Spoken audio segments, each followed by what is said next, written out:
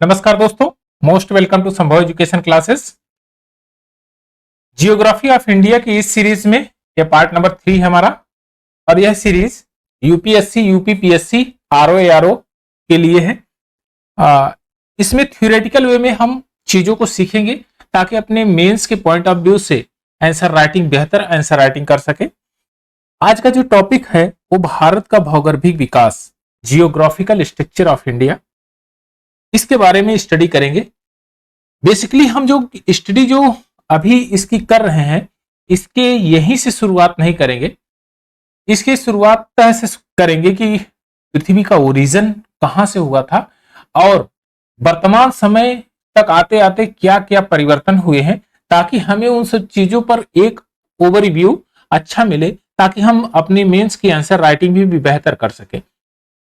हाल ही के दिनों में आपने देखा होगा यूपीएससी, यूपीपीएससी में नया बदलाव आया है। ट्रेंड ऐसा आया है कि आप ये निश्चित नहीं कर सकते हैं कि इसी पैटर्न से आपसे क्वेश्चन पूछे जाएंगे। क्वेश्चनों का बदलाव आया है तो जाहिर सी बात है आपको भी अपने उन एग्जाम के सिनेरियो से अपने आप को बदलना पड़ेगा। तो उन्हीं सब पॉइंट को ध्यान में रखते हुए यह पूरी सीरीज चल रही है और इसमें हम कॉन्सेप्चुअल वे में सीखेंगे, ताकि धीरे धीरे हमारी चीजें वो समझ में आ जाए और ऐसा नहीं कि आज समझ लिया कल भूल जाए, और इस तरह से समझ में आना चाहिए कि वो काफी लॉन्ग टाइम तक आपके साथ में रहे। तो आइए शुरुआत करते हैं जियोग्राफिकल स्ट्रक्चर ऑफ इंडिया। और ये बेसिक से एकदम शुरू करेंगे, जहां से पृथ्वी का ओरिजिन हुआ है, क्या क्या क्रोनोलॉजी है, कैसे कैसे जीवों का विकास हुआ है, वनस्पतियों का विकास हुआ है, कौन से समय में हुआ है, इन सब चीजों का अध्ययन करेंगे। तो पृथ्वी की उत्पत्ति, ओरिजिन ऑफ द इंडिया, पृथ्वी की उत्पत्ति के बारे में, origin of the earth, origin of the earth को हम लोग स्टडी कर रहे हैं। तो अब इसमें सबसे पहले हम ये देखेंगे कि भाई पृथ्वी बनी, उससे पहले भी कुछ बना होगा, गैलेक्सीज होंगी, ब्रह्मांड बना होगा, सन बना होगा, दुनिया भर की चीजें थी। ऐसा तो नहीं है कि पृथ्वी आज के समय में तुरंत पृथ्वी बनी होगी उसके बाद सारी चीजें बनी होंगी। सबसे पहले ब्रह्मांड की उत्पत्ति होती है। ब्रह्मांड की उत्पत्ति 13.7 से लेकर 12 अरब वर्ष पूर्व ब्रह्मांड की उत्पत्ति होती है। और उसके बाद सूर्य की उत्पत्ति 12 अरब वर्ष पूर्व माना गया है। ये जितने भी डाटा आपको हैं मिल रहे हैं, ये हुआ होगा में है, ये एकदम डिफिनिट नहीं है, निश्चित नहीं है। ये भौगोलिक विदों ने या जो जियोग्राफर हैं उनके जो थीसिस हैं उनके आधार पर इसको बताया गया कि इतने साल पहले इसका हुआ होगा। यह पर्टिकुलर डेट कहीं नहीं मेंशन है, यह पर्टिकुलर डेट किसी को भी नहीं पता है। ये अनुमानतः इतने वर्ष पहले की बात कर रहे हैं। सूर्य की उत्पत्ति 5 अरब वर्ष पूर्व हुआ होगा, यानी कि सूर्य उत्पत्ति हुआ होगा, ओरिजिन हुआ होगा। अब कहता है कि पृथ्वी 3 से 4 अरब वर्ष पूर्व इसका ओरिजिन हुआ होगा। तो जाहिर सी बात है कि पहले सूर्य बना, उसके बाद पृथ्वी का उत्पत्ति हुई और फिर 9 ग्रह जो थे वो 9 ग्रहों का उत्पत्ति हुआ।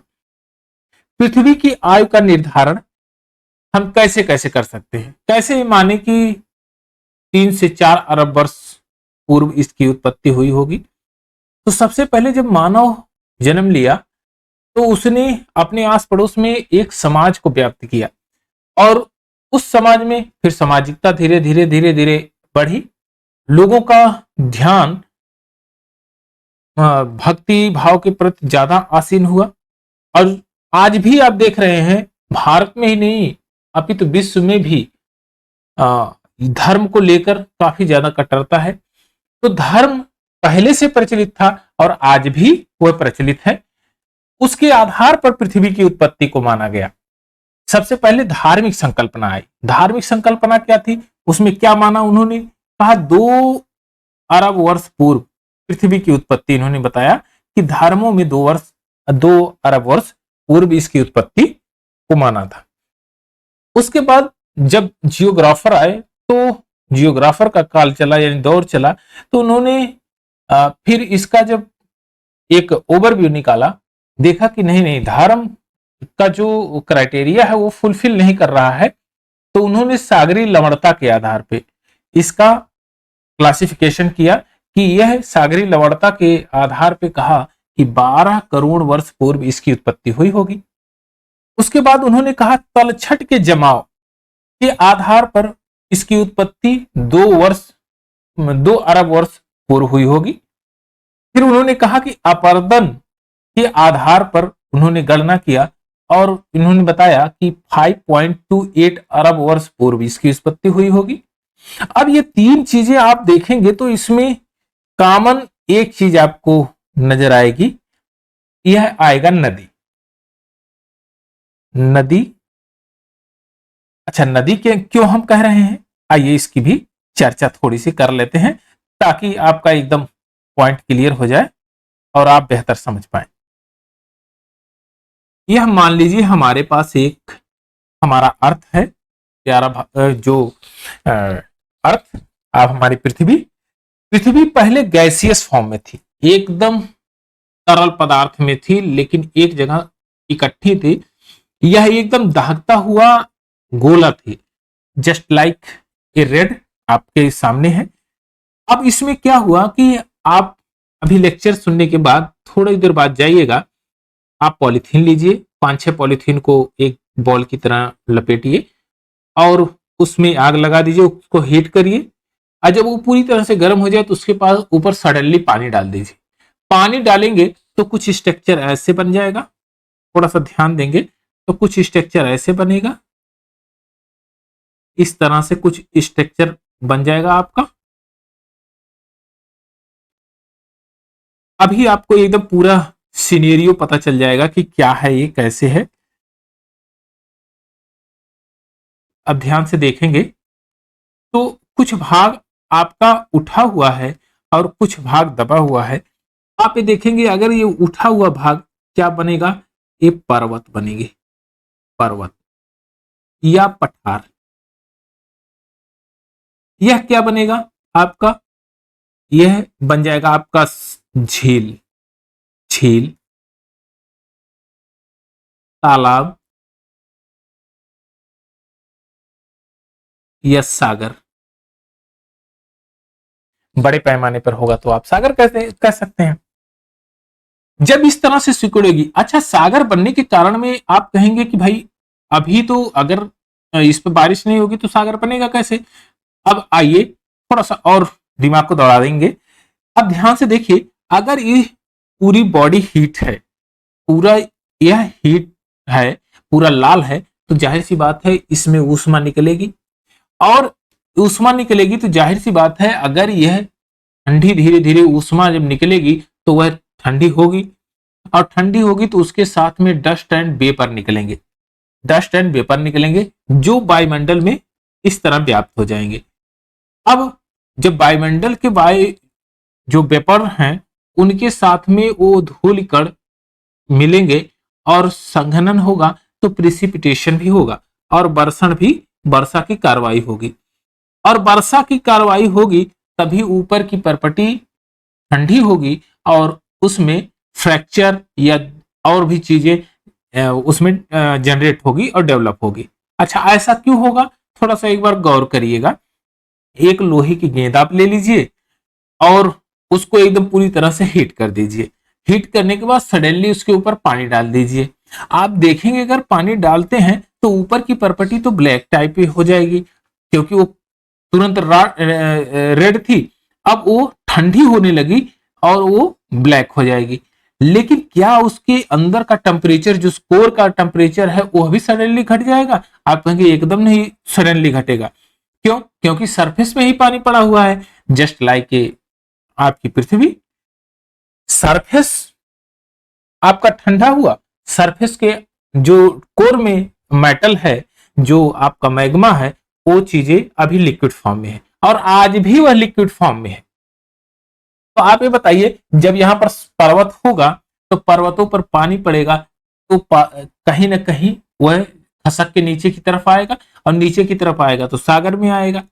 अब ध्यान से देखिएगा, सागर में जब आएगा तो कोई धारा या किनारी पकड़ के आएगा जिससे वो नदी का निर्माण करेंगे, नालों का निर्माण करेंगे। नालों में जो वहां पर बह रहा है जो लवणता, उसको जब सागर में जाएगी तो लवणता का स्तर बढ़ेगा। तो उससे आप ये अनुमान लगा सकते हैं कि यह लवणता के आधार पे ये इसका टाइम पीरियड कितना रहा होगा, कब से नदियां बह रही है और सागर में कब तक जा रही है। एक तो सबसे पहला कारण ये हो गया। अब दूसरा क्या किया इन्होंने, दूसरा कहा तलछट के जमाव। भाई इरोजन होगा, नदियां तो काटना छाटना शुरू करेगी, इरोजन होगा और कहीं ना कहीं डिपोजिशन भी होगा। तो जहां पर डिपोजिशन होगा तो वहां पर ये बता सकते हैं कि 2 अरब वर्ष पूर्व इतना डिपोजिशन यहां पर हुआ था, इसलिए यहां पर आप इसको अनुमानतः इतने साल आप इसको लगा सकते हैं, अनुमान लगा सकते हैं कि इतने साल में इतना लेवल बढ़ रहा है और प्रत्येक साल में इतना बढ़ रहा है तो 2 अरब सालों में इतना बढ़ा हुआ होगा। तो इसके आधार पर इन्होंने अपना अनुमान लगाया। अब आता है अपर्दन। अपर्दन होगा, आप कहेंगे कि नदियों द्वारा भी होगा। जब सूर्य की प्रकाश पड़ेगा वो हीट हो जाएगा और ठंडा होने के बाद सतह भुरभुरी टाइप में हो जाएगी या उसके फ्रैक्चर होंगे, दरारें पड़ेगी, तो उससे भी इरोजन होगा। वायु चलेगी, जाहिर सी बात है वायुमंडल है यहाँ पर तभी तो बारिश हुई, वायुमंडल नहीं रहता तो बारिश कहां से होती, डस्ट और वेपर एक जगह से मूव कैसे करते, तो जाहिर सी बात है वायुमंडल, वायुमंडल है तभी बारिश हुई है। तो हवाएं चलेगी तो अपर्दन भी होगा। अपर्दन के आधार पर इन्होंने गणना किया 5.28 अरब वर्ष पूर्व पृथ्वी की उत्पत्ति हुई होगी। चलिए अब थोड़ा सा और दिमाग लगाएंगे। कह रहा है कि चंद्रमा का ज्वारीय शक्ति के आधार पर टाइडल फोर्स, टाइडल पावर जो है उसके आधार पर इन्होंने गणना किया, टाइडल फोर्स के आधार पर। तो इन्होंने बताया कि 4 अरब वर्ष पूर्व पृथ्वी की उत्पत्ति हुई होगी। रेडियो सक्रियता तत्वों के आधार पर इन्होंने गणना किया तो बताया कि 2 से 3 अरब वर्ष पूर्व पृथ्वी की उत्पत्ति इन्होंने माना, 2 से 3 अरब वर्ष पूर्व पृथ्वी की उत्पत्ति माना। चलिए अब आगे की तरफ थोड़ा सा और प्रोसीड करते हैं। यहां पर फिगर देखेंगे तो आपका एकदम फंडा क्लियर हो जाएगा, जो जो आपने पढ़ा है उसको रिकॉल कर लेंगे। थोड़ा सा ध्यान से देखिए, यह वर्तमान आपका सिनेरियो है, यह वर्तमान है, जो आपका प्रेजेंट कंडीशन है, ये आपका पृथ्वी हरी भरी इस तरह से। अच्छा उसके नीचे थोड़ा सा देखिए ध्यान से, कुछ यहां पर यह एरिया देखिए ध्यान से, अगर आप इसको देखेंगे एनालिसिस करेंगे तो आप ये कहेंगे कि इसके भीतर में तो सूर्य है। ये आप ये बताइए कि यह सूर्य है कि नहीं, आप कहेंगे हाँ ये सूर्य ही है। यह सन है, अगर ये सन है तो ये क्या है, ये डस्ट एंड वेपर है, ये छोटे छोटे प्रीमोलर मैटर हैं। और प्रीमोलर मैटर आपको पता है कि जब शुरुआत में इसका जब कल्पनाएं की गई और थीसिस दिया गया तो इनको बताया गया कि प्रीमोलर मैटर पूरे ब्रह्मांड में व्याप्त थे, आपस में टकराव के ग्रेविटी के कारण टकराने लगे और वहां से ऊर्जा उत्पन्न हुई और फिर धीरे धीरे कालांतर में नवग्रहों का निर्माण हुआ। लेकिन यह थीसिस पूरी तरह से सत्य नहीं है। बिग बैंग थ्योरी की जो कंडीशंस हैं, जो थीसिस है, वो अभी तक हम लोग उसको सत्य मान रहे हैं, लेकिन भविष्य में क्या पता कुछ और चीजें निकल के आए और उसको सत्य माना जाए, लेकिन वास्तविक रूप में क्या है अभी किसी को पता नहीं। चलिए अब क्या करते हैं कि जब इस तरह से कंडीशंस अप्लाई हुई तो डस्ट और वेपर इस तरह से यहां पर धूलकण बने हुए हैं और कहीं ना कहीं एक जगह पर इस तरह विस्फोट जरूर हुआ होगा। बिग बैंग की कंडीशन आज जो पढ़ते हैं, विस्फोट होगा तो यहां पर ज्वाला भी निकलेगी, डस्ट भी निकलेगी, वेपर भी निकलेंगे और वेपर निकलेंगे तो जाहिर सी बात है ये पूरा वायुमंडल में वो छा जाएंगे और छा जाएंगे तो कितने समय तक वो गर्म रहेंगे, कुछ ना कुछ समय बाद ठंडे तो होंगे ही। जाहिर सी बात है अगर आदमी कोई व्यक्ति ले लीजिए, अगर वो बहुत ज्यादा गुस्से में है, गर्म हो गया है तो कितना देर तक, 2 घंटा 4 घंटा, उसके बाद तो फिर ठंडा होगा ही। आदमी सोचेगा कि हाँ नहीं ये चीजें गुस्सा करना ठीक नहीं था। अब वही कंडीशन आप पृथ्वी की हुई। अब पृथ्वी में डस्ट वेपर ऊपर की तरफ गई और वहां पर आपका जो है अन्य इसके मॉलिक्यूल्स से टकराई मिला और यहां पर कार्बन डाइऑक्साइड से क्रिया करके फिर उसके बाद यहां वर्षा की बूंद के रूप में प्रिसिपिटेशन हुआ और इसके ऊपर गिरी। अब जब इसके ऊपर गिरती है पृथ्वी के ऊपर वर्षा, तो कुछ देखिए एकदम लाल तप्त ज्वाला एकदम जल रही है, तो इसमें काले काले कुछ स्पॉट बनेंगे कि नहीं? आप कहेंगे जी हाँ, ये काले काले स्पॉट बन रहे हैं। आपने देखा कि काले काले स्पॉट, क्या यह जो लाल लाल है ये सब, क्या ये गड्ढे होंगे? जाहिर सी बात है गड्ढे होंगे, क्योंकि आप कोई चीज बहुत गर्म है उसके ऊपर सडनली पानी डाल दीजिए तो उसमें परिवर्तन होगा ही, वो संकुचन की स्थिति आएगी। सेम संकुचन की स्थिति यहां पर भी आई। आइए, अब अगर संकुचन की स्थिति आई तो कंडीशंस क्या क्या अप्लाई हुई? अब ध्यान से देखिए, लाल चीज थी तो लाल ही तो निकलेगा, काला तो निकलेगा नहीं। आप ये बताइए कि यहां कौन सा जो इसका प्रॉपर्टी होगा, किस कलर की होगी? आप कहेंगे लाल होगी। आग की तरह जल रहा था तो कैसी होगी, कैसे शक्ल की? आग की तरह तो आग्नेय हो जाएगी। आग्नेय यानी आग की तरह जल रही थी तो आग्नेय चट्टानें मिलेगी, आग्नेय चट्टानें मिलेंगी। आग्नेय चट्टानें हार्ड होंगी या सॉफ्ट होंगी? कहेंगे हार्ड होगी। हार्ड का मतलब होगी वो एकदम ठोस होंगी, एकदम ठोस होगी। अच्छा, आग्नेय चट्टानें अगर ये बताइए कि क्या वह वजनदार होंगी? आप कहेंगे हाँ, वो भारी भी होंगी, जाहिर सी बात है। अब लॉजिकल समझिए उसको, आग्नेय चट्टानें पूरा तप्त ज्वाला ज्वाला की तरह वो जल रहा है, जब वो ठंडा होगा तो क्या वो भूसा बन जाएगा? नहीं, एकदम लाल ठोस पत्थर निकलेंगे। यहां पर आप देख रहे हैं आग्नेय चट्टानें होगी, ठोस होंगे, भारी होंगे। इसके अंदर जो मैटर मिलेगा वो क्या सॉफ्ट होगा? कहेंगे नहीं, वो वजनदार होगा, हार्ड होगा। कौन कौन सी चीजें मिलेंगी कि वजनदार होगी? कौन कौन सा चीज मिलेगा जो हार्ड होगा? क्या उसका क्रम कैसे है? तो आप कहेंगे सबसे पहले भैया जो हम लोग रोज यूज करते हैं वह है लोहा। कौन सा चीज? लोहा, लोहा, लोहा। मैग्नीशियम, मैग्नीशियम, मैग्नीशियम, मैग्नीशियम, तांबा, ये सब ठोस वस्तुएं हैं और भारी भी हैं। Tungsten, tungsten. और क्या मिल जाएगी आपको? क्रोमियम मिल जाएगी, क्रोमियम, क्रोमियम। और क्या मिलेगा? सबसे बहुमूल्य चीज कहां छोड़ दे रहे भैया? सोना। कहां मिलेगा? सोना इसी में मिलेगा। हाँ, इसी में सोना मिलेगा, लेकिन वो सोना गोल्ड वाला सोना। आप अगर सो गए तो फिर वो कंपटीशन नहीं निकलेगा। तो ये गोल्ड वाला सोना मिलेगा, नींद वाला सोना नहीं। चलिए, अब यहां तक चीजें समझा आपने। आप ये बताइए, अगर बारिश की बूंदें यहां पर पड़ी, यहां पर कहीं पड़ेगी, तो जाहिर सी बात है वो अपने स्लोप की तरफ मूव करेंगी। अब अगर आप स्लोप की तरफ मूव कर रही हैं तो जाएंगे कहां, रुकेंगी कहां ये जाके? आप कहेंगे कि ये समुद्र में या नदी और नालों जहां पर पानी इकट्ठा हुआ वहां पर रुकेगी। जस्ट लाइक ये समुद्र, अगर मान लीजिए सागर, ये सागर, सागर झील, जो भी आप मानना चाहें मान लीजिए, यहां पर जाके रुकेंगी, यानी कि ढाल में जाके रुक जाएंगी। जहां पर गड्ढा होगा वहीं पर पानी जमा होगा। क्या यहां से इरोजन करेंगी? आप कहेंगे हाँ जरूर करेंगे। क्या यहां पर डिपोजिशन करेंगी? आप कहेंगे हाँ डिपोजिशन जरूर करेगी। तो नदियों का काम वह अपना सतत विकास उसी समय से शुरू कर दी जब से ओरिजिन, पृथ्वी का ओरिजिन हुआ, यानी पृथ्वी ठंडे होने लगी तो इरोजन और डिपोजिशन की कार्रवाई उसी समय से जारी है। अब ध्यान में रखिएगा यह पॉइंट, इरोजन और डिपोजिशन की कार्रवाई नदियों का कहां से कब से जारी है?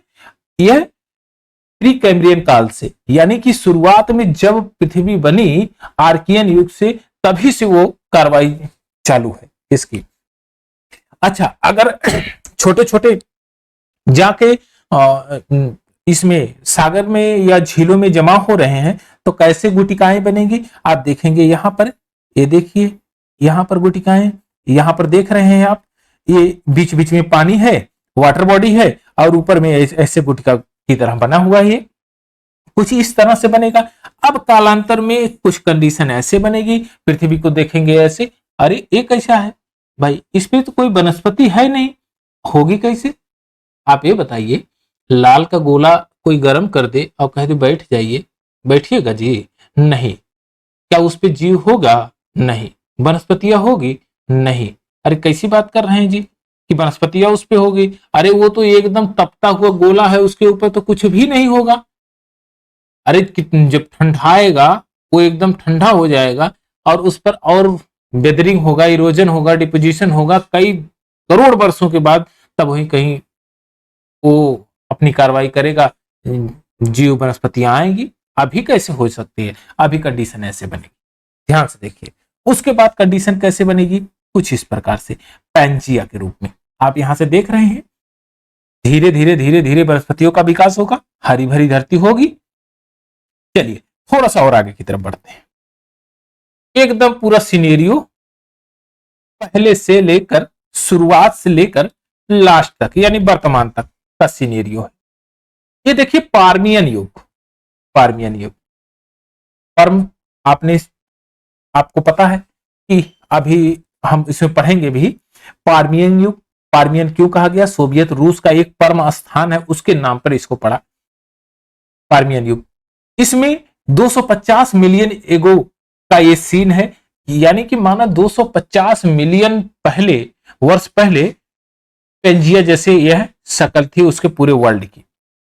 फिर उसके बाद आता है त्रियासिक युग। त्रियासिक का मतलब होता है थ्री फोल्डेड। थ्री फोल्डेड, त्रियासिक का मतलब होता है थ्री फोल्डेड। तो उसमें अभी आगे की तरफ समझेंगे कि त्रियासिक क्या चीज है। जर्मनी में जमाव का जो विस्तृत क्षेत्र था, वो वहां पर जो विभाजन, क्लासिफिकेशन किया गया, वो त्रियासिक के नाम से किया गया। एक्चुअली त्रियासिक का रूप होता है कि तिहरा जमाव, तिहरा जमाव। तो इसको वहां से, जर्मनी से लिया गया है यह वर्ड। और त्रियासिक काल में इन्होंने कहा कि 200 मिलियन साल पहले ये लॉरेंसिया और गोंडवाना बने थे। यहां देखिए पेंजिया है, लेकिन यहां पर लोरेंसिया और गोंडवाना बन गए। बन गए जी। हाँ, अब क्या कंडीशन हुआ कि जुरैसिक काल में इस तरह से सीन बनी। 145 वर्ष पूर्व, मिलियन वर्ष पूर्व, 145 मिलियन वर्ष पूर्व की यह कंडीशन है। अब कार्बोनिफेरस का जो समय आया 65 मिलियन वर्ष पहले, 65 मिलियन ईयर एगो, यह कंडीशन से बनी। अब उसके बाद फिर हमारा आता है वर्तमान सिनेरियो। वर्तमान सिनेरियो कौन सा है हमारा? वर्तमान सिनेरियो, प्रेजेंट सिनेरियो आप देख रहे हैं अफ्रीका, ऑस्ट्रेलिया, इन सब चीजों का। तो अफ्रीका और ऑस्ट्रेलिया, जो हमारा इंडिया, प्यारा भारत, यहां पर आप देख रहे हैं, ध्यान से देखिए, यह कंडीशंस अप्लाई हुई। और वर्तमान का सिनेरियो हमारा इस तरह से है। North America, south America, Africa, Asia, India, Australia, और यहां पर आ जाएगा यूरोप। इतना चीज तो अगर आपके समझ में आई होगी तो आपका काम एकदम आसान हो गया। चीजों को शुरुआत से समझिए, अपने आप चीजें एकदम क्लियरिफाई होते हुए आगे की तरफ बढ़ जाएंगी। पृथ्वी का भौगोलिक इतिहास क्या है? भौगोलिक इतिहास, इसको भी समझते हैं धीरे धीरे और चीजें एकदम आपकी क्लियर हो जाएगी। अब ध्यान से देखिए, सर्वप्रथम पृथ्वी के इतिहास को बड़े भागों में विभाजित किया गया। मान लीजिए आपके पास 500 पेज की एक बुक है और उसमें अध्याय केवल एक है। पढ़िएगा कैसे जी? पढ़ेंगे तो बोर हो जाएंगे, कहेंगे एक अध्याय है और 500 पन्नों की बुक है, कैसे पढ़ाएगा ये? तो उसको आसान करने के लिए उसको पार्टों में बांट दिया गया, कई अध्याय में बांट दिया गया, तो थोड़ा और आसान हो गया। हाँ ठीक है, हमने अध्याय 12 तक पढ़ लिया, अध्याय 15 तक पढ़ लिया, तो इतनी बुक हमारी खत्म हो गई। अब अध्याय अगर आपने बांटा है तो जाहिर सी बात है अध्याय 20 या 10 पन्नों का जो भी रहा हो, उसमें फिर आपको पार्ट बांटना पड़ेगा। पार्ट नंबर 1 ए है, पार्ट नंबर 2 ए है, पार्ट नंबर 3 ए है। वही कंडीशंस अप्लाई यहां पर भी होती है कि चीजों को सरल और सुगम बना के स्टडी किया जाए, क्योंकि छोटे छोटे पार्ट में स्टडी करने पर चीजें ज्यादा क्लियरिफाई होती हैं और अंडरस्टैंडिंग बेहतर बनती है और उसके तथ्य भी बेहतर सामने आते हैं। तो कह रहा है सर्वप्रथम पृथ्वी के इतिहास के बड़े भागों को विभाजित किया गया। जो सबसे बड़ा पीरियड्स लिया गया, जो सबसे बड़ा भाग लिया गया, उसको बोला गया इरा, यानी कि उसको हिंदी में कहते हैं कल्प, इरा कहते हैं। इरा को कितने इरा में इसको डिवाइड किया गया? आप कहेंगे 5 इरा में, 5 कल्प में। कितने कल्प? 5 कल्पों में इसको डिवाइड किया गया। अब उन्हीं कल्पों को जब बांटा गया छोटे छोटे छोटे छोटे छोटे पार्टों में, तो उसको कहा गया, व्यवस्थित क्रम रूप दिया गया, तो उसको कहा गया युग, इपोच, युग। आपने पढ़ा भी होगा सतयुग, द्वापर, त्रेता और आज कलयुग। उसी पे हम लोग पढ़ते हैं प्रथम, द्वितीय, तृतीय और चतुर्थ युग।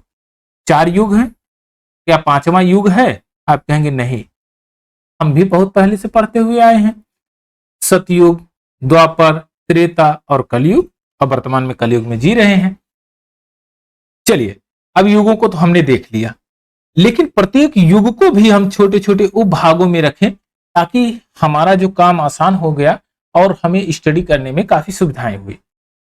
उस पीरियड्स को कहा गया है शक, यानी उस भाग को शक कहा गया। अब थोड़ा सा ध्यान दीजिएगा, अभी वर्तमान समय में जब आप पढ़ने जाएंगे स्कूल में या कॉलेज विद्यालय में, जब भी जाएं, तो आप देखेंगे सुबह से लेकर शाम तक की क्लासें रहती है, लेकिन वह क्लासेस सब अलग अलग हैं। कभी हिस्ट्री, कभी जियोग्राफी, कभी इंडियन कॉन्स्टिट्यूशन, कभी इंग्लिश, एक्सेट्रा एक्सेट्रा, जितने भी सब्जेक्ट हैं उनको पढ़ाया जाता है। क्या उनको पीरियड्स में बांट के पढ़ाया जाता है? हाँ जी, पीरियड्स में बांट के पढ़ाया जाता है, और प्रत्येक पीरियड्स का एक टाइम लिमिट होता है, उसी टाइम लिमिट के आधार पर उसको पढ़ाया जाता है।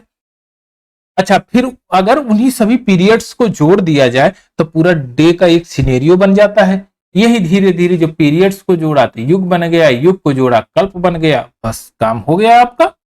चलिए, यानी कि सबसे छोटा पीरियड जो होता है, सबसे छोटा वाला भाग जिसमें हम स्टडी करते हैं, उसको बोलते हैं पीरियड यानी शक। प्रत्येक शक का कुल समय निर्धारित किया जाता है। यह भी बताया जाता है कि वह अमुक शक कब से प्रारंभ हुआ है।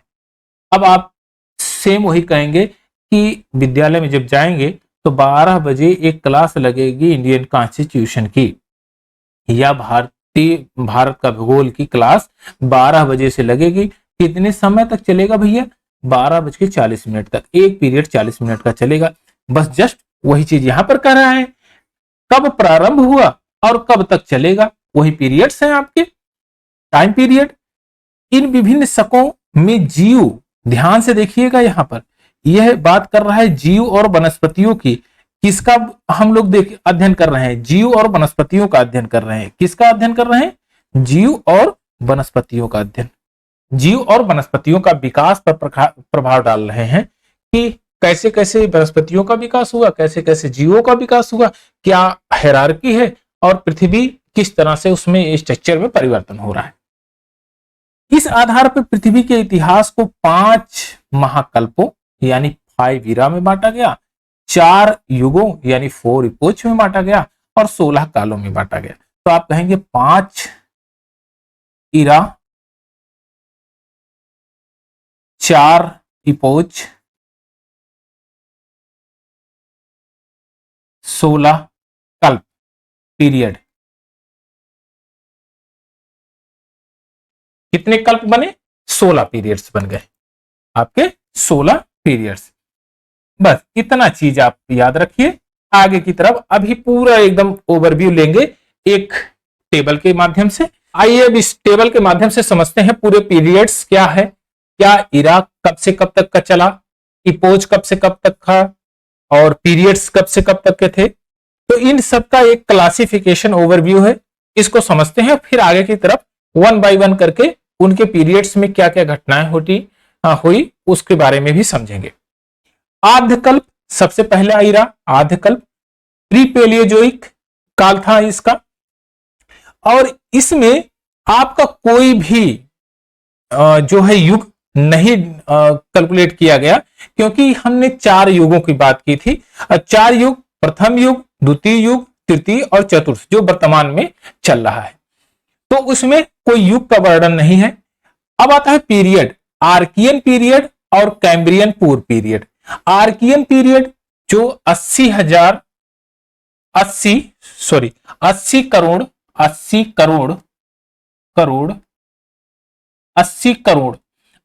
करोड़ वर्ष पूर्व की बात कर रहा है। 80 करोड़ वर्ष पूर्व की बात कर रहा है ये आर्कियन पीरियड। 80 करोड़ वर्ष पहले, वर्तमान से आज की बात कर रहा है, आज से 80 करोड़ वर्ष पहले। कैम्ब्रियन से पूर्व यह टाइम पीरियड था 70 करोड़ वर्ष पहले, करोड़ वर्ष पूर्व था, 70 करोड़ वर्ष पूर्व था ये। अच्छा, कैम्ब्रियन क्या है? क्या कैम्ब्रियन कोई जीव रहा या मानव रहा या क्या है? तो आप ये कहेंगे कि पहले प्लेस के स्थान पे उसका निर्धारण करते थे। तो यूके, यूनाइटेड किंगडम में, यूके में एक स्थान है कैम्ब्रिया। कैम्ब्रिया एक स्थान है जिसके नाम पर ही इसका नाम इस पीरियड्स को रखा गया। फिर आता है दूसरा पीरियड चलता है पैलियोजोइक। पैलियोजोइक क्या है? यह प्रथम प्राइमरी युग है। प्राइमरी युग को कितने पार्टों में बांटा गया, कितने पीरियड्स में बांटा गया? 6 पीरियड्स में इसको बांटा गया है। आप ध्यान से देखेंगे तो 6 पीरियड में यह 60 करोड़ वर्ष से चला और 27 करोड़ वर्ष तक इसका पीरियड रहा। यह 6 पीरियड कौन कौन से? कैम्ब्रियन जो यूके का प्लेस है, आर्डोबिसियन यह एक जनजाति है, कहां की? उत्तरी वेल्स की जनजाति है, जनजाति,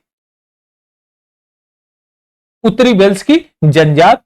आर्डोबिसेस एक नाम की जनजात थी, उसके नाम पर इसको पड़ा है। इसका टाइम पीरियड 6 करोड़ वर्ष था और यह 50 करोड़ वर्ष तक चला, यानी 60 करोड़ से 50 करोड़ वर्ष तक इसका पीरियड चला था। यह था, और सॉरी नहीं, 50 से 44 तक चलेगा, सॉरी, इसमें ये चला था कैम्ब्रियन का पीरियड चलता है 60 से 50 तक, और फिर ये 50 से चलता है 44 तक, 6 साल।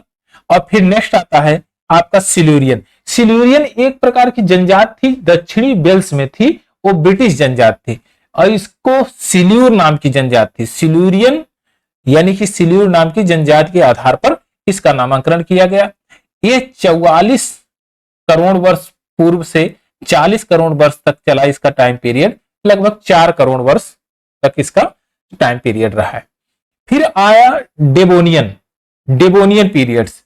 डेबोनियन पीरियड्स क्या है? यूनाइटेड किंगडम में डेबोनेशायर नामक एक प्रदेश है, एक स्थान है, एक प्लेस है। यह यूके में प्लेस है, यूनाइटेड किंगडम में, उसके नाम पर ये इसका नामकरण हुआ। तो 40 से यह 35 तक चला, 35 करोड़ वर्ष पूर्व तक, यानी 5 साल इसका पीरियड चला। फिर कार्बोनिफेरस आया, कार्बोनिफेरस का पीरियड आया। कार्बोनिफेरस में क्या हुआ कि कार्बन का उस समय जो है प्रादुर्भाव हुआ। अच्छा, कार्बन क्या है भैया? कार्बन मतलब कोयला। अच्छा, हाँ, वही कोयला, ठीक है। इस समय जमाव की बातें की गई और जमाव में ही कोयला का प्रादुर्भाव हुआ, यानी वोल्केनो एक्टिविटीज होगी, वनस्पतियां नीचे दबेंगी, उसके ऊपर और जो है वोल्केनो की एक्टिविटीज से निकले हुए मैग्मा लावा उसको नीचे दबाएंगे, उसमें प्रेशर होगा, वह कार्बन के रूप में परिवर्तित होगा, वह कोयला के रूप में बनेगा। तो भैया कार्बोनिफेरस जो है वो कार्बन की प्रधानता पर इसका नाम रखा गया कि कार्बोनिफेरस पीरियड था। 35 से 27 करोड़ वर्ष तक चला, 8 साल का ये पीरियड रहा। फिर आया पार्मियन पीरियड क्या है? पार्मियन पीरियड सोवियत संघ रूस, यूएसएसआर जिसको बोलते हैं आप, यूएसएसआर पहले था, रशिया जो वर्तमान में अभी है, उसमें एक प्लेस है पर्म नाम का एक प्लेस है। इसके नाम पे इसको नामांकित किया गया और ये 27 करोड़ वर्ष पूर्व से 22.5 करोड़ वर्ष तक चला, लगभग 4.5 करोड़ वर्ष तक इसका टाइम पीरियड रहा। फिर आता है तीसरा इरा, मीसोजोइक जो पीरियड था वो सेकेंडरी युग था, आप कह सकते हैं सेकेंडरी पोज था। इसमें 3 पार्टों में बांट के इसको पढ़ा गया, ट्रियासिक, जुरेसिक और क्रिटेशियस। ट्रियासिक, जुरेसिक और क्रिटेशियस। अच्छा, इसमें क्या क्या क्या था? अब ट्रियासिक, तो आप ट्रियासिक जब बात करेंगे तो ट्राई मतलब 3, तो ट्रियासिक जो बना है वो 3 के नाम पे बना है। अब 3 क्या चीज है? तो जर्मनी में जमाव का विस्तृत एक क्षेत्र था, डिपोजिशन सबसे ज्यादा वहां पर हुआ और तिहरी परत में डिपोजिशन हुआ। और इसी पीरियड्स को उसी आधार पर इसको बोला गया ट्रियासिक पीरियड है ये। और ट्रियासिक पीरियड चलता कब से कब तक है? 22.5 करोड़ वर्ष पूर्व से लेकर 18 तक चलता है। लगभग 4.5 करोड़ वर्ष तक इसका पीरियड रहता है। फिर आता है जुरैसिक पीरियड। जुरैसिक क्या चीज है? जुरैसिक स्विट्जरलैंड में जूरा नामक पर्वत के नाम पर इसको रखा गया। ये स्विट्जरलैंड में है जूरा पर्वत। जूरा पर्वत, जूरा पर्वत, जूरा पर्वत के नाम पर 18 से लेकर 13.5 करोड़ वर्ष तक यह चलता है। इसका टाइम पीरियड है जुरैसिक पीरियड। फिर आता है आपका क्रिटेशियस पीरियड। क्रिटेशियस का मतलब होता है लैटिन भाषा में क्रीडा, जिसका मतलब है चाक और खड़िया मिट्टी से। चाक और खड़िया मिट्टी उस समय उसके आधार पर, खड़िया मिट्टी की प्रधानता के आधार पर उसको क्रिटेशियस पीरियड कहा गया। क्रिटेशियस की मतलब है उस समय इरोजन और डिपोजिशन खूब रहा होगा, जिसके कारण चूना पत्थरों का खूब जमा हुआ और उसी चूना पत्थरों की स्टडी के आधार पर इसको क्रिटेशियस पीरियड कहा गया। और क्रिटेशियस पीरियड 13.5 करोड़ वर्ष पूर्व से लेकर 13.7 करोड़ वर्ष पूर्व तक रहा। यह लगभग 6.5 करोड़ वर्ष इसका टाइम पीरियड रहा है। फिर आता है सीनोजोइक। सीनोजोइक क्या है? तृतीय युग है। ये थर्ड जो है टर्सरी युग है। टर्सरी इसको थर्ड इपोच भी कहते हैं, अब टर्सरी इपोच भी कहा जाता है, तृतीय युग कहा जाता है। इसको 4 पार्टों में बांट के हम लोगों ने पढ़ा। इवोसीन, एलिगोसीन, मायोसीन, प्लायोसीन, 4 पार्टों में इसको हमने बांट के पढ़ा। अच्छा, बांटना तो फिर हमने जब बांटा इसको तो देखिए कैसे कैसे इनका क्या क्या, इवोसीन क्या है और आगे की तरफ चीजों को समझेंगे। इयोसीन का जो पीरियड था 7 करोड़ से लेकर 4 करोड़ तक, यानी 3 करोड़ वर्ष इसका पीरियड था, टाइम पीरियड। और इयोसीन का मतलब होता है दिन की शुरुआत। आप कहेंगे दिन की शुरुआत, इसको इंग्लिश में कैसे लिखते हैं? डे ब्रेक कहते हैं। Day break, day break, day break. Day break एक फ्रेजल वर्ब है जिसका मतलब होता है दिन की शुरुआत। इयोसीन यानी आदि नूतन, आदि नूतन, आदिकाल का नया प्रभाव, नया प्रसार, इसका मतलब दिन की शुरुआत, डे ब्रेक। और यह टाइम पीरियड 3 करोड़ वर्ष का था। फिर ओल्गियोसीन, अधिनूतन। ओल्गियोसीन का मतलब होता है अधिनूतन। जर्मन भाषा में एक ओल्गियोस, ओलिगोस नाम का एक वर्ड है जिसका मतलब होता है अल्प, छोटा। तो इसका मतलब है हिंदी में कहते हैं अधिनूतन, सबसे छोटका और नया वाला। तो इसका टाइम पीरियड 4 करोड़ वर्ष से लेकर 2.5 करोड़ वर्ष तक था, यानी 1.5 करोड़ वर्ष इसका टाइम पीरियड रहा है। यह अवधि में इसका काल रहा है। फिर उसके बाद आता है मायोसीन काल। मायोसीन जर्मन भाषा में मियोन के नाम पर पड़ा है। मियोन का मतलब होता है एकदम स्मॉलर, अल्प, अल्प मतलब एकदम कम, छोटका, नूतन, छोटा वाला, नया एकदम, यानी कि सबसे स्मॉलर। मायोसीन काल यानी कि 2.5 से लेकर 1.1 करोड़ वर्ष तक रहा है। 1.4 करोड़ वर्ष इसका टाइम पीरियड रहा है। फिर आता है प्लायोसीन, अति नूतन। प्लायोसीन क्या है? प्लायोसीन यह प्लियोन, जो जर्मन भाषा का एक वर्ड है, बहुत पॉपुलर वर्ड, प्लियोन, प्लियोन के नाम पर इसको रखा गया। प्लियोन का मतलब होता है दीर्घ यानी ग्रेटर। अति का मतलब होता है ग्रेटर, बहुत ज्यादा, बड़ा। हिंदी में कहते हैं ना अतिशय कर दिए हो यार तुम, यानी बहुत ज्यादा करती हो, तो वही मतलब होता है ग्रेटर, ग्रेटर, अति नूतन। तो यह इसका पीरियड जो रहा है 1.1 करोड़ से लेकर 10,000, 10 लाख तक, 10 लाख तक रहा है।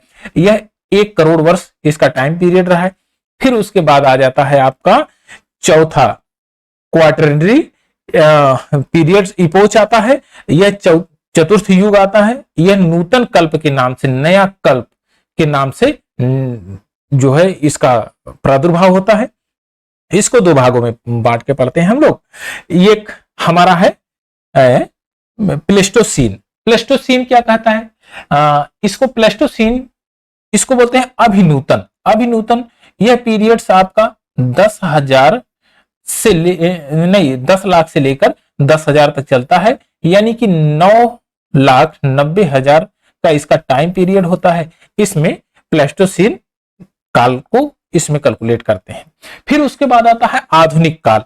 आधुनिक काल जो वर्तमान में चल रहा है, 10,000 वर्ष पहले से शुरुआत हुआ और वर्तमान तक यह चलते चला आ रहा है।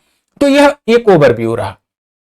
अब आइए इसके एक एक पॉइंट को फिर इलिब्रेट करके समझते हैं, और चीजों को जब समझेंगे तो हमें एक दूसरे से लिंकअप करके आगे बढ़ने में बहुत आसानी होगी, और बढ़िया बढ़िया जो है जितने भी सारे कॉन्सेप्ट हैं उसको हम सीख सकते हैं कि कौन से पर्वत का उद्भव और विकास कब हुआ है, किस काल में हुआ है, कहाँ मैदान कब बने हैं, नदियां कब बनी है, कैसे कैसे है ये सब।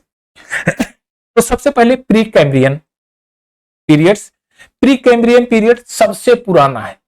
आपने देखा सबसे पुराना कौन सा है? Pre Cambrian. 70 करोड़ वर्ष पूर्व प्री कैम्ब्रियन का प्रारंभ हुआ और 60 करोड़ वर्ष तक चला। 10 करोड़ वर्ष इसका टाइम पीरियड रहा है। उस समय क्या माना गया, आप ध्यान में रखिएगा।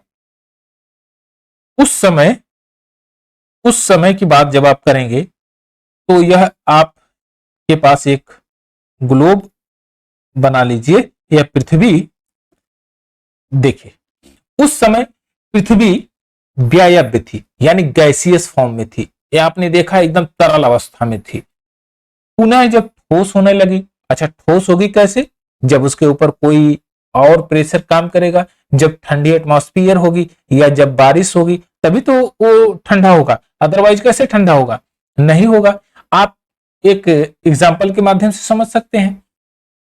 मान लीजिए कोई लोहा आपने 100 डिग्री सेल्सियस पे कहीं गर्म किया और कुछ दूसरी वहां से निकाल के दूसरी भट्टी में ले जाके आपने उसको रख दिया, वहां का भी टेम्परेचर 100 डिग्री सेल्सियस है। आप ये बताइए कोई लोहा ठंडा होगा या गर्म हो जाएगा? आप कहेंगे कुछ भी परिवर्तन नहीं होगा, क्योंकि 100 डिग्री सेल्सियस से निकाल के 100 डिग्री सेल्सियस में रखा है तो उसके तापमान में कोई परिवर्तन होगा नहीं, क्योंकि उसके आवरण पूरा 100 डिग्री सेल्सियस का है। तो आप ये बताइए कि पृथ्वी अगर ठंडी हो रही है तो जाहिर सी बात है उसके वायुमंडल में कोई कहीं ना कहीं नमी है, तभी तो ये ठंडी हो रही है, अदरवाइज ठंडी होने का कोई कारण है ही नहीं। तो बारिश होगी, वेपराइजेशन होगा, वो जलवाष्प जो हीट है वो बाहर वायुमंडल में जाएगी, वहां डस्ट और वेपर से मुलाकात करेगी और जो कार्बन डाइऑक्साइड से अभिक्रिया करके जो वर्षा की बूंदें बनेगी, और वर्षा की बूंदें से फिर प्रेसिपिटेशन होगा और प्रेसिपिटेशन से रेन होगी। आपकी रेन होने से कंडीशंस अप्लाई किया, यहां पर प्रॉपर्टी कहीं सिकुड़ेगी कहीं उठेगी, और आपने प्रैक्टिकल करके देख भी लिया होगा कि अगर हम किसी पॉलीथीन के टुकड़े को लें और उसको थोड़ा थोड़ा उसको हीट देकर गर्म कर दें और उसके बाद सडनली उसके ऊपर पानी डालें तो उसकी शक्ल कुछ ऐसे ही बन जाती है जैसे यहां पर बना है। आप यहां पर देख पाएंगे तो ये जो उठे हुए भाग है, ये उठे हुए भाग आपको पर्वत नजर आएंगे, पर्वत, और ये जो दबे हुए भाग ये सागर या झील नजर आएंगे। तो इस तरह से कंडीशंस उस समय अप्लाई हुई। वायुमंडल में पृथ्वी को आवृत कर लिया और पृथ्वी के सिकुड़ने तथा ठंडा होते रहने से जलवाष्प कणों का घनीभवन हुआ। जब इसके ऊपर कोई गर्म लोहे का टुकड़ा है आपका, उसके ऊपर पानी डालिए, देखिए वो सडनली भाप बन के ऊपर की तरफ जाएगा, डस्ट और वेपर निकलेगी, फिर वो वायुमंडल में जाकर ठंडा होगा, फिर वर्षा की बूंदें बनेगी और नीचे की तरफ आएगी। यह प्रोसेस कंटिन्यू कई करोड़ वर्षों तक चला, तब जाके पृथ्वी ठंडी हुई। अब बारिश होगी दोस्त, तो बताइए नदी बनेगा कि नहीं? कहेंगे हाँ, क्योंकि जो पहाड़ों पर पानी बरसेगा, बारिश होगी, वह स्लोप में जरूर जाएगा। तो स्लोप में जाएगा तो किसी के माध्यम से जाएगा, कहीं नाला नाली से होते हुए जाएगा, वो धीरे धीरे रूप अपना बड़ा करेगी और नदी का रूप ले लेगी। तो नदियों का विकास कब हुआ था? प्री कैम्ब्रियन काल में। अब सागर बनेंगे कि नहीं? आप कहेंगे सागर बनेंगे जरूर, लेकिन वो सागर बहुत गहरे, बहुत डीप नहीं होंगे, वो छिछले होंगे, क्योंकि बारिश तो आप कहेंगे कि बारिश इतना मूसलाधार बारिश तो अभी है नहीं कि मूसलाधार बारिश हुई होगी और डेप्थ हुआ होगा, क्योंकि बाद में हमने जब प्लेट टेक्टोनिक देखा तब उसमें देखा हमने भ्रंशेस हुए और सागर का प्रसार हुआ और चीजों का प्रसार हुआ, जिसके कारण सागर भी बढ़े। तो उस समय सागर तो जाहिर सी बात है छिछले होंगे, छोटे हुए होंगे, झीलों का निर्माण हुआ होगा। झील का मतलब जहां पर पानी कम मात्रा में बहुत दूर तक ऐसा फैला हुआ होगा। तो आप ये जानेंगे कि नदियों का और सागरों का भी निर्माण उस समय हुआ। गर्म जलवायु थी, जलवायु गर्म थी उस समय, हीट जाहिर सी बात है, तप्त लोहा है, जल रहा है तो गर्म जलवायु होगी ही। हिमयुगों द्वारा भंग हो गया, गर्म जलवायु हिमयुगों द्वारा भंग हो गया। ये बहुत अगर हीट है तो कब तक हीट रहिएगा भैया, एक ना एक दिन तो वो ठंडा होना ही होना है। तो बस वही कंडीशन हुआ। ताप और दबाव के कारण इस युग की चट्टानों में सर्वाधिक रूपांतरण हुआ। आप ये बताइए, जो बहुत ज्यादा गर्म हो जाएगा चिनचिना के टूट जाता ही है। अब ध्यान से देखिएगा अपने आस पड़ोस में, वो थोड़ी देर के बाद इसके बाद शांत हो जाएगा, उसके पास कोई पावर नहीं होगी। और यही कंडीशन इनके पास हुई। जब किसी लोहे के ऊपर सडनली पानी डालेंगे तो आप देखेंगे कि वो लोहे के ऊपर वाली परत में कुछ पपड़ी जैसे ऊपर की तरफ आ जाएगी या क्रैक्स पड़ जाएंगे। वह कितना दिन तक चलेंगे, वो थोड़ी देर के बाद आपने एक आध दो हथौड़ा मारने के बाद निकल जाएंगे। वही कंडीशन यहां पर हुआ, रूपांतरण हुआ, ट्रांसफॉर्मेशन हुआ, वहां से कहीं आगे की तरफ उसका प्रोसेस हुआ, वेदरिंग हुआ, इरोजन हुआ और वो दूसरे रूप में परिवर्तित हुए। वनस्पति के क्षेत्र में इस समय केवल सागरीय घास थी। आप ये बताइए कि इस लोहवा पे कुछ जमेगा कहीं या नहीं जमेगा? जमेगा कहाँ? जब जहां ठंडा ठंडा कूल कूल रहेगा। और ठंडा ठंडा कूल कूल है कहां पर? यही एक जगह है जो समुद्र है। तो यहीं पर न जीव होंगे कि इस जो तपता हुआ ज्वाला है इस पे जीव होंगे? इस पे नहीं होंगे, समुद्र में होंगे। आपका उत्तर एकदम क्लियर है। अच्छा, घास होगी तो घास कौन सी होगी? बहुत हार्ड होगी या नरम होगी? कहें कि भाई पानी तो ऊपर से खौलता हुआ पानी आ रहा है, गरम गरम पानी है, तो कितना बढ़िया घास होगी। बहुत ज्यादा हार्ड घास नहीं होगी, नरम घास होगी। नर्म त्वचा वाले जीव भी पाए जाएंगे, नर्म त्वचा वाले जीव।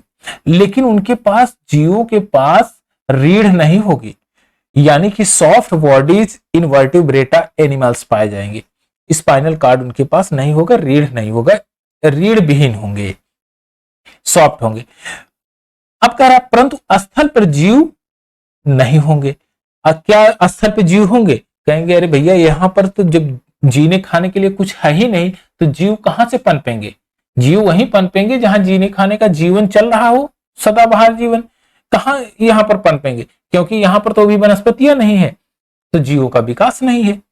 चलिए, अब आता है, जब इतना चीज हमने देख लिया प्री कैम्ब्रियन काल में कि ये घटनाएं घटी, तो अब इंडिया को हम लोग पढ़ रहे हैं, भारत का भूगोल, तो जाहिर सी बात है इंडिया पे नजर मारना बहुत जरूरी है। अब आते हैं दक्षिण का प्रायद्वीपीय पठार। शुरुआत है ये भारत के दक्षिण के प्रायद्वीपीय पठार। कब बना था भैया? ये बना था प्री कैम्ब्रियन काल में, यानी सबसे पहले यही बना था। अच्छा ठीक है। भूपृष्ठ शीतलन एवं दृढ़ीकरण, यानी जब शीतल हुई तो ठोस हुई, वह दृढ़ीकरण हो गया उसका। यह भाग कभी समुद्र में डूबा नहीं था, समुद्र में कभी नहीं डूबा। ये कौन सा? दक्षिण का प्रायद्वीपीय पठार कभी समुद्र में नहीं डूबा था। यह सबसे पुराना पठार है। यहाँ की जो चट्टाने हैं बहुत हार्ड रॉक्स हैं, कभी नहीं डूबा था। इस प्रकार विवर्तनिकी बलों का विशेष प्रभाव नहीं था। जो प्लेट टेक्टोनिक्स फोर्सेस थे उनका बहुत ज्यादा प्रभाव नहीं था। लेकिन आगे चल के देखेंगे हम, इंडोजेनिक फोर्सेस का प्रभाव हर जगह पे था, तो यहां पर भी होगा। लेकिन प्लेट टेक्टोनिक फोर्स का प्रभाव नहीं था। इस भाग में नदियां प्रौढ़ अवस्था से लेकर वृद्धावस्था में पहुंचकर आधार स्तर को प्राप्त कर रहे हैं। आप ये बताइए, वर्तमान में आप 18 साल 20 साल की उम्र के हैं, 60 साल बाद आप 80 साल के हो जाएंगे ना। और 80 साल में क्या जवानी वही रहेगी? नहीं रहेगी। प्री कैम्ब्रियन काल में जो बना हुआ है, उस समय जब ओरिजिन हुआ है, आज वृद्धावस्था आएगी कि नहीं? आएगी जी। और नदियों का जो बहाव है वो मंद होगा, क्योंकि वह इरोजन और डिपोजिशन इतने वर्षों से कर रही हैं कि वो काटते काटते काटते काटते एकदम आधार तल पे लाके मिला दी समुद्र में। अब नदियों की जो प्रौढ़ावस्था था वो वृद्धावस्था में आ गई, आ चुकी है। यह गोंडवाना लैंड का एक भाग है। यह दक्षिण का प्रायद्वीपीय पठार गोंडवाना लैंड भी उसका एक भाग है, जो ये पार्ट है। यह IAS 95 का एक क्वेश्चन था, इससे पूछा था तो ये पॉइंट पे रख दिया। यह आर्कियन युग की आग्नेय चट्टानों से निर्मित है। आप ये बताइए, यह लाल है, आप कहेंगे लाल है। आग की तरह है, आप कहेंगे हाँ आग की तरह है। तो आग्नेय होगी कि नहीं, आग्नेय होगी कि नहीं, आप कहेंगे हाँ आग्नेय होगी। तो ये बताइए कि यह नीस टाइप में होगी कि नहीं, नीस और शिष्ट टाइप में होगी कि नहीं, कठोर होगी कि नहीं, आप कहेंगे हाँ होगी। तो बस यही है, नीस व शिष्ट के रूप में अत्यधिक रूपांतरित हो चुकी है। आप ये बताइए कि जब यह इसका इरोजन होगा, क्योंकि इस पे वेदरिंग होगी, ताप पड़ेगा, दाब पड़ेगा, पवन चलेगी, बारिश होगी, तो जाहिर सी बात है इसका क्षरण होगा। और जब क्षरण होगा तो इसके जो रोवे हैं, जो छोटे छोटे जो मॉलिक्यूल्स हैं, वो कट छट के नीचे समुद्र तल तक आएंगे। ये लोग किसके माध्यम से, हवा के माध्यम से आएंगे, नदियों के माध्यम से आएंगे। इस भाग के अधिकांश पर्वत श्रेणियां अपशिष्ट पर्वत की अवस्था में है। अपशिष्ट पर्वत की अवस्था में, इसका मतलब क्या है कि भाई प्री कैम्ब्रियन काल में जो पर्वतों का उद्भव और विकास हुआ था, तो क्या आज वृद्धावस्था तक वो उसी स्टेज में है? आप कहेंगे कि जब भाई उसका ओरिजिन हुआ तो वृद्धावस्था आएगी। आज कट छट के जो है वो कम हो गए हैं, क्योंकि आए दिन इरोजन और सरफेस इरोजन हो रहा है उनका। नदियां उसको काट छाट के डिपोजिशन कर रही हैं समुद्र में। तो ये बताइए कि ऐसा कोई है पर्वत जो आपकी नजर में है? कहेंगे हाँ, भारत का है, अरावली पर्वत है। अरावली पर्वत प्री कैम्ब्रियन काल का अरावली पर्वत है। यह चट्टाने सबसे मजबूत आज के जो अपने अस्तित्व धीरे धीरे खोता चला जा रहा है, क्योंकि वह कम होता जा रहा है। तो अरावली पर्वत विश्व का सबसे बड़ा, मतलब वो प्राचीन पर्वत है। तो आप इससे भी आप प्राउड फील कर सकते हैं कि अरावली पर्वत हमारे यहाँ जो विश्व का प्राचीन पर्वत है, यानी प्री कैम्ब्रियन काल का है। तो प्राचीन भारत की संरचना में चट्टानों को अधोलिखित कम लिखते हैं, तथा इसका विवरण इस प्रकार है। जब चट्टानों का हम क्लासिफिकेशन करते हैं तो जाहिर सी बात है, अगर हम पार्टों में बांट के क्लासिफिकेशन करें तो हमारे लिए कुछ सुविधाजनक होगा और जिससे हम बेहतर एनालिसिस भी कर सकेंगे। तो इसको 5 पार्टों में बांट के पढ़ते हैं हम लोग। आर्कियन, धारावाड़, कुडप्पा, विंध्यन और गोंडवाना। यह उस प्लेस के नाम पर इनका नामांकरण किया गया है। तो आइए एक एक करके इसका अध्ययन करते हैं। आर्कियन का पहले अध्ययन करते हैं, उसके बाद धारवाड़, फिर कुडप्पा, फिर विंध्यन और फिर गोंडवाना लैंड। आर्कियन क्रम की चट्टानें। जब पृथ्वी सबसे पहले ठंडी हुई तब इन चट्टानों का निर्माण हुआ। जब सबसे पहले ठंडी हुई तब इन चट्टानों का निर्माण होता है, यानी प्री कैम्ब्रियन काल की बात कर रहा हूं। आर्कियन युग कब चला था? प्री कैम्ब्रियन काल में चला था। कब? कितना? 80 करोड़ वर्ष पूर्व का बात कर रहा है। 80 करोड़ वर्ष पूर्व की बात कर रहा है आर्कियन, यानी कि उस समय यह निर्माण हुआ था इसका। इन चट्टानों का बहुत अधिक रूपांतरण हुआ। जाहिर सी बात है, जवानी खत्म हुई होगी, बेचारे बुढ़ापा आया होगा तो रूपांतरण होगा ही। ये अपने असली रूप को खो चुकी है। जाहिर सी बात है, खोएगी कितना देर भैया फेयर एंड लवली जीवन में चलेगा। जाहिर सी बात है, जब वृद्धावस्था आएगी तो कोई लवली नहीं काम करता है, बस केवल बबली बबली ही चलता है। ये रवेदार होंगी। रवेदार क्योंकि रोज इसका अपक्षय अपर्दन हो रहा है, तो जाहिर सी बात है इसमें रवे निकलेंगे। और जीवाश्म का अभाव होगा। आप ही बताइए, अरे तपते तावे पे कोई बैठता है जी? नहीं बैठता ना। तो ये तो एकदम गर्म थी उस समय, हीट था, उस पर जीव थे ही नहीं, तो जीवाश्म हो गए कहां से? अजीबे पूछ रहे हैं कि जीवाश्म का अभाव था। जब अभाव होगा ही, जीव ही नहीं थे तो अभाव तो होगा ही। उस समय की जो चट्टानें बनी है उसमें जीवाश्म का अभाव होगा।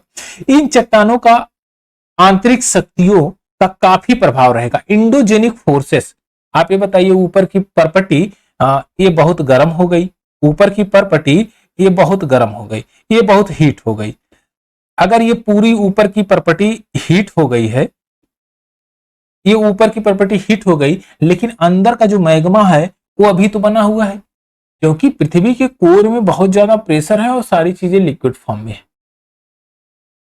तो आप ये बताएं कि अंदर हीट बनेगी? आप कहेंगे हाँ। अंदर इंडोजेनिक फोर्स लगेगा? आप कहेंगे पृथ्वी के अंदर इंडोजेनिक फोर्स लगता है। कुछ दिन पहले आपने देखा होगा भूकंप आया था, इंडोजेनिक फोर्सेस का भी कमाल है ये। चलिए, अभी कह रहा है कि अरे क्या हो गया भाई, अच्छा, ये नीस ग्रेनाइड और शिस्ट प्रकार के होते हैं। जो ये शैलो का जो प्रकार है नीस ग्रेनाइड और शिस्ट प्रकार के हैं। इनका विस्तार कर्नाटक, तमिलनाडु, आंध्र प्रदेश, मध्य प्रदेश, छत्तीसगढ़, ओडिशा, छोटा नागपुर का पठार अर्थात झारखंड पठार, थर झारखंड और ये आपका राजस्थान के दक्षिणी पूर्व भाग में है। अब देखिए ध्यान से, यहाँ आपका प्यारा कर्नाटक, फिर यहाँ पर आपका तमिलनाडु, आंध्र प्रदेश का ये हिस्सा रहेगा आंध्र प्रदेश, फिर यहाँ पर आता है आपका मध्य प्रदेश, यह हिस्सा पूरा मध्य प्रदेश का है। चलिए, यह हिस्सा पूरा मध्य प्रदेश का है। फिर आता है यहाँ पर ये छत्तीसगढ़ का इलाका है। फिर यहीं पर आता है उड़ीसा का एरिया, उड़ीसा का क्षेत्र यहाँ पर भी है, यहाँ पर भी है उड़ीसा का क्षेत्र। फिर छोटा नागपुर का पठार, यह पूरा बेल्ट ही छोटा नागपुर का पठार है आपका, झारखंड मध्य प्रदेश लेकर ये महाराष्ट्र के साइड तक। और उसके बाद आता है आपका राजस्थान को कहां भुलाएंगे भाई, राजस्थान तो सबसे इंपॉर्टेंट है, क्योंकि सबसे पुराना अरावली पर्वत हमारे यहाँ ही है। यहाँ पर देखिए, यह अरावली पर्वत है, राजस्थान के दक्षिण पूर्वी भाग में फैला हुआ है। एक जगह और फैला हुआ है, वह इसके गर्त में है, हिमालय के क्षेत्र में, ये हिमालय, ये वाला, ये मुख्य हिमालय के गर्भ में है। ये मुख्य हिमालय के गर्भ में ये सबसे पहले था, क्योंकि जब भारत ये तिब्बत प्लेटो से जाके टकराया तो इसके अंदर ये अधोगमित हो गया, और जिसके कारण आप ये कह सकते हैं कि इसकी जो चट्टानें हैं वो हिमालय के गर्भ में अभी स्थित है। आर्कियन क्रम यानी आध महाकाल से प्रायद्वीपीय भारत का 2/3 भाग निर्मित है, यानी 2/3 पे यह है।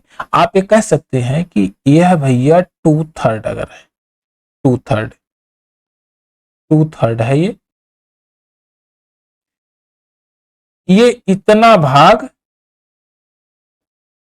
यह आपका इतना भाग ये पूरा आर्कियन क्रम की चट्टानें हैं। तो आप ये कह सकते हैं कि पूरे भारत में 2/3 पार्ट आर्कियन क्रम की चट्टानें हैं।